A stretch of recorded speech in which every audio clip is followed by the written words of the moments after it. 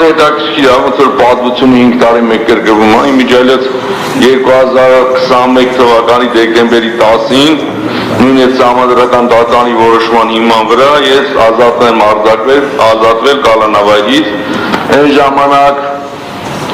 պարոն Վարդևանյանը ազգային ժողովում իր նամակներով գլխավոր դատախազին ասում էր, որ պատգամավորները պետք է լինեն ազատության մեջ,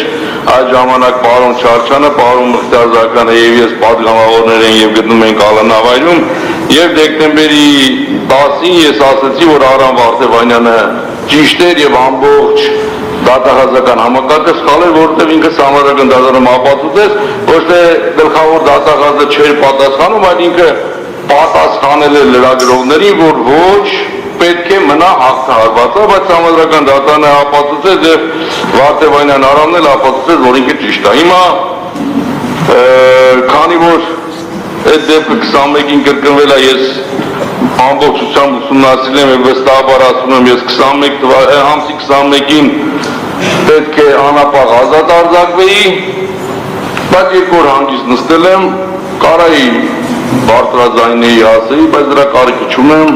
չեմ նեղվել, որ ես մի տարին կալանքի մեջ եմ երկու օր էլ ավել եմ մնացել, բողոք չունեմ, այդքան։